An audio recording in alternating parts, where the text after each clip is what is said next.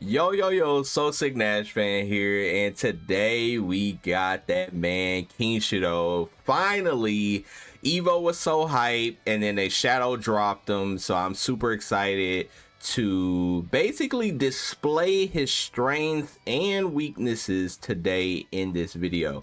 Now, from what I've played with him, I played with him a couple of hours in the training mode. He seems like a very powerful character, very unique because he has the whole, star system. Once he puts the stars on your body, his moves get more properties, he gets more juggles, all of that good stuff. So he's a very unique character, and when you do have the stars on your body, you can no longer JD or HD or any of that, which creates a unique mechanic for the character.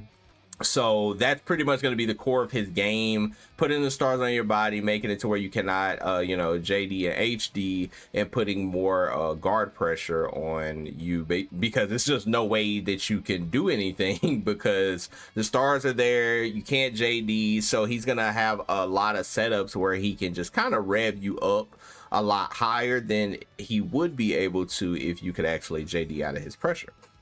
So with that being said, y'all know how I like to start my videos with his normals. Now his normals, from what I tested, were pretty stubby outside of his standee. His standee did kind of remind me of maybe like a Terry standee, where it's just like a long standee, very solid poke, and coming in at 11 frames. So if Rock does stick out his limb, you can stick out your limb and get that wild punish. So I think that his standee definitely stood out to me, but his other normals are very stubby. So I think that with him, you are going to still have to play kind of like that footsie game, that mid-range, and try to get a wild punish with your stand D. That's pretty much what you're gonna do. His stand C moves him forward, so it can be utilized if you sit outside of somebody's range, but as you see, that's gonna be a really hard wild punish to get versus just hitting stand D, because he can sit out here. So I would suggest probably using his stand D the most if you're in footsies and just trying to get a wild punish. Up close, let's see some of his normals. Of course, he has a 4 frame standing A, close standing A +2. Then he has the stand D. Now he does come with different feints. Like if you feint regular, he does leg feint, and if you do 4 feint, he will do this feint right here, and that's pretty much the one you're gonna do for the advantage. So right there, you see he's +4. Then his stand B is going to be +7. And hold up, the fact that this character has a run, thank goodness SNK gave this character a run. We got a run with Mr. Karate, now we got a run with Kenshiro, so that is a W. But yes, his stand B is +7, so that means that he can go into his close stand C after that. So that's a really easy combo to do. So you could do something like this.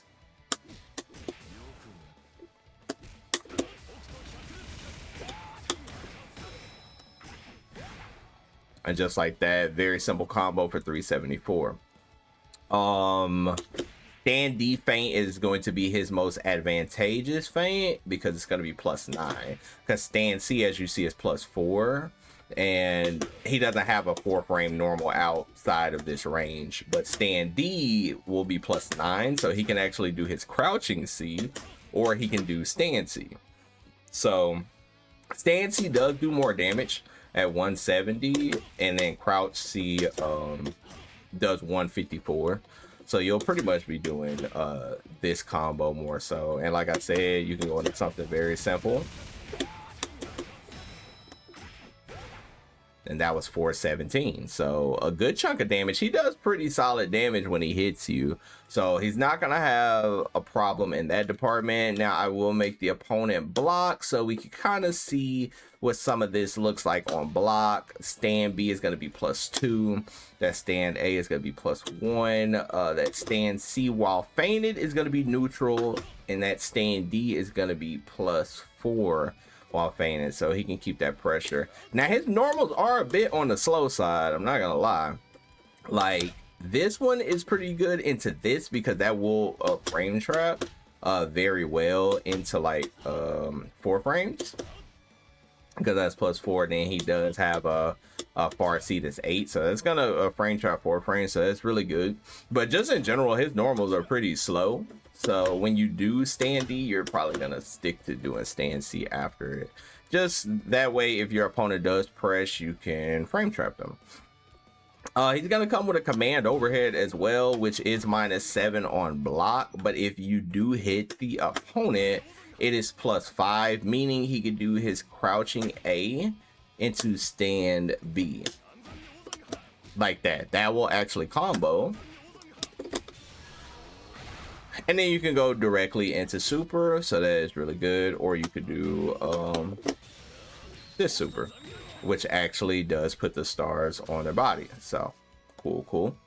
Kenshiro is also going to come with this AC move, or light punch, heavy punch together. It's like these multi punches.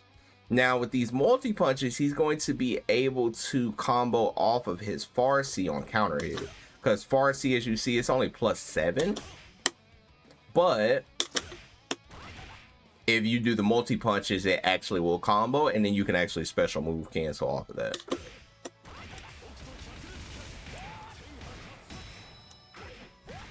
And just like that, you can still get damage off of a far C on counter hit, which is very powerful.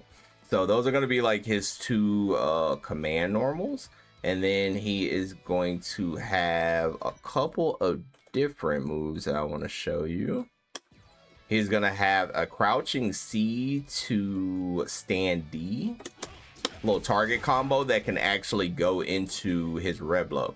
Now, as you know, there's another character that has that, and it's Andy. So Kenshiro is gonna have the ability to do that as well. And as you see, anytime he Reblos you, guess what? You have stars on your body. So he can utilize that mechanic in a lot of different ways, and like I said before in the beginning of this video, that is going to be the core of his game plan. Now he's also going to have, let me make Rock stand up, he's also going to have this jumping BA little target combo as well that he can do, and that's going to be good, especially if your opponent is in the air. And then you get the little reset. You can go for a little reset.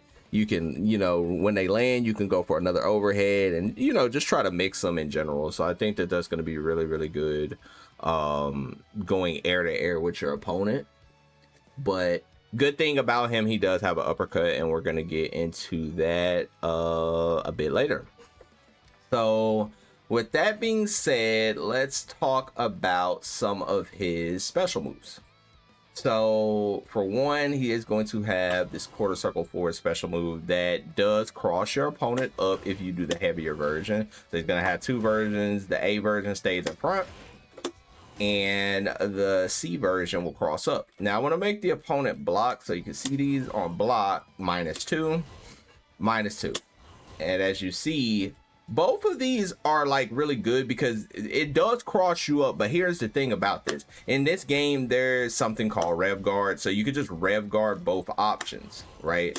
So this won't be just a straight up mix up against your opponent if they just rev guard, and if they hold down, they will block both ways. But the thing about this move, you can actually break it halfway. So because you can break it, you can actually apply mind games to your opponent, and even so that they can block it, it doesn't matter because it still does a good amount of rev damage. So I'm gonna do this. Like you see, that's already 34. That was a lot. And even on cross up, it does 13 by itself if your opponent revs. But like, let's say I do a block string and I break it right before I make contact with them, and then I go for like a throw or something like that. So you can mind game with that move. So I wouldn't say it's useless because you can rev guard. You just have to mind game around the rev guard, because then you can add the layer of throw, you can add the layer of shimmy and stuff like that. So basically your opponent will get punished for rev guarding that move in general, and it does keep the opponent like standing as well. And if you use the EX version, it does put the stars on them, so you can get a lot of enhancements from that as well. So the next move would be his quarter circle back A which is just this like, not even a Rekka move. It's just a like an attack, right? That you're gonna be comboing into. Like he can combo into this. This is just like a like easy B&B that you can end your combos with, because on block it's only -3, so it's not unsafe at all to buttons. And if you do the heavier version, it's actually +2. So that's really good. And then you can keep your turn because he has a crouching A that's 5 frames. That's like really powerful. So it is slow, so your opponent can hit you, but if they're afraid to press a button, you could, you know, take your turn back. So you could do something like that. Then if they hit a button, you could just do that. So that's like a pretty good move. It's basically going to be more so like combo filler, like easy B&B, and same with like the EX. The EX is +2, but it does have a follow-up, and the follow-up is unsafe, so you're only going to want to combo into that. But it is used in some of his combo routes, like I showed earlier. Like if I go into legs, then I do that, right? And it juggles and gives you an extended juggle. So basically use it in combos, and you can use it like as a little short B&B to keep your offense going, or like a little quick combo. All right, so next we're going to talk about his uppercut. He does have an uppercut, so he can wake up off the ground. That is his light uppercut animation. So I'm going to have Rock knock him down, and then boom, I'm going to have Rock meaty me. I'm going to wake up with uppercut just like that. So that is his animation on his uppercut. So good thing they did give him an uppercut, because not having an uppercut in this game can get a little rough. But Kenshiro comes with an invul uppercut, and he can break his C version like that. So of course, if somebody jumps at you, you're gonna have the option of breaking that uppercut. So just like a little short B&B, just to show you like kind of like the possibilities of what he can do. Like that little 248 on the anti-air, that's really good.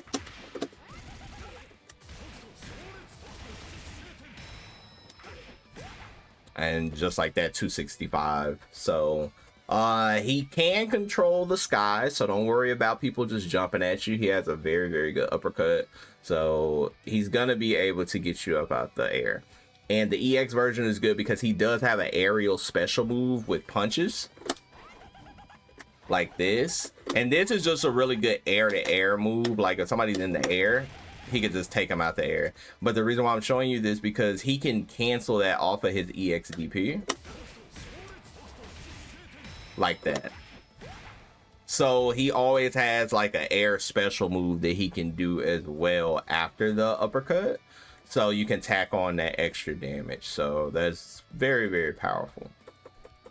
Next, I want to talk about some of his kick special moves, which his quarter circle forward kick is lightning legs, which lightning legs on block is -5, so you will get punished.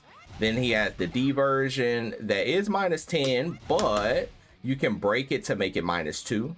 And like I said, that's gonna come in handy with how he can put the stars on your body. And then when you cannot JD this, it's just gonna be easy rev chip, so it's gonna be like really good. And same with EX legs, because EX legs does gel off of normal. So like if you do this, that's a whole gelling situation.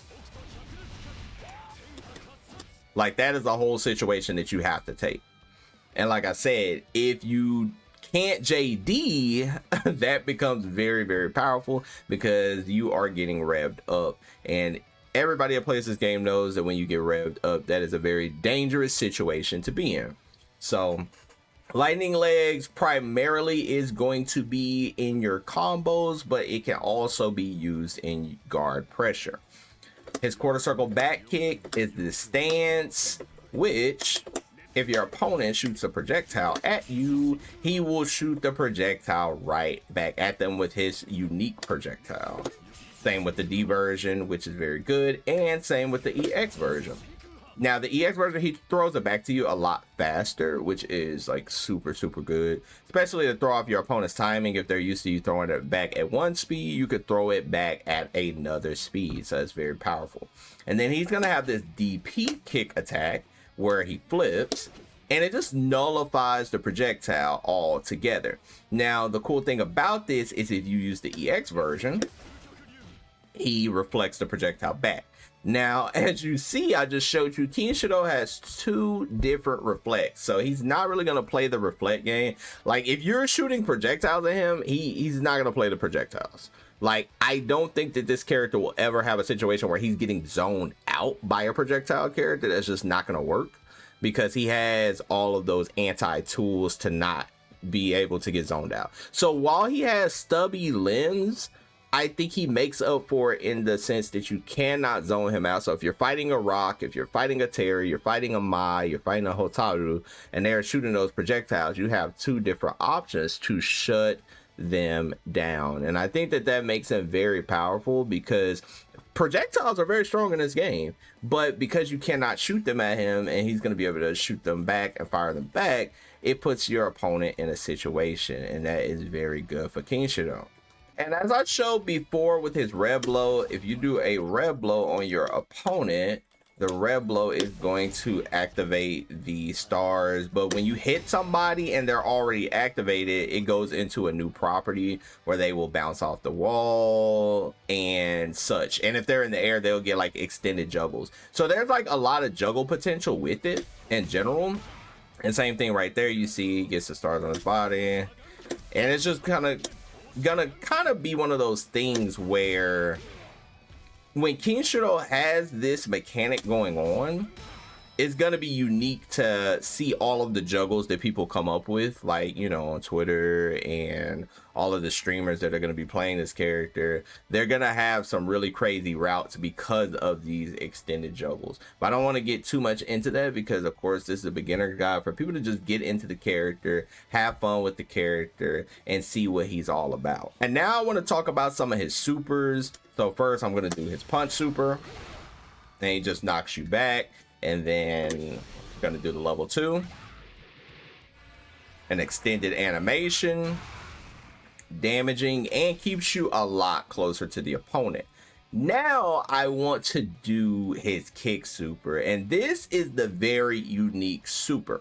So for one, he's gonna hit your temples, and as you see, you have the stars on your body.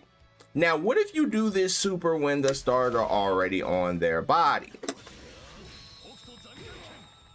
So right here, your opponent is actually stunned, and you can just run up and do a free combo on your opponent. And that is going to be the reason why sometimes you want to leave the stars on your opponent's body, because if you leave the stars on their body and you hit them again, you could just go directly into super, stun them, and do another combo. So there's going to be a lot of setups that you can do with that by leaving it on their body, or you take the damage and you don't leave it on their body. So it's all up to you what you want to do, honestly. So like right there, I ended my combo, and I ended it with the stars on his body. So now if I hit him again, he's going to get stunned by me. And so sometimes, like I said, you're going to want to leave him on him. And sometimes you're actually going to just want to cash out your damage and get that damage. So it's all up to you and the flow of the actual match. Now, if I do his level 2 version of this, they're auto stunned, so I don't actually have to put the stars on their body beforehand. They are actually auto stunned, so him going into the last round with a level 2 is actually pretty dangerous, because now I can just stun my opponent, run up, do a combo, and potentially secure the victory. And that is, I think, the danger of Kenshiro, and like where he's going to shine in the meta, because the fact that he can like eliminate interactions completely, because now if I do hit you with this overhead, I can just go directly into super, and guess what, I get another combo and I can win the set. So I think that he's gonna be pretty meta defining because of that, but his biggest weakness would be, I would say, like his normals are just not the best. And also when he jumps in, he kind of has the Joe problem. You see how much pushback he has? He's not going to be able to reach you. And because he's not going to be able to reach you, you have to kind of jump in and commit with your combos. And like Joe has that same problem. And it's kind of just the way his strings are built. And also another one of his weaknesses is like, you see how that's just not connecting? But if I make them crouch, it connects. So he has the whole crouching and standing confirms, which can actually make him a little weaker in a sense, because a character like Rock, he doesn't care if you're standing or crouching. He's just going to do crouch B, stand B. And Kenshiro cannot special cancel that. He can only super cancel that, but his lights will only reach like that on somebody that's actually crouching. Standing, it'll whiff, so you'll have to do more like stand A's. That way you can actually go into a special one. So I think some of his string game is a little wonky, but that doesn't necessarily make him bad. It just makes him a bit more unique, and you're gonna have to adjust to that, I would say. And for the one time, I gotta do the hidden gear. Why not?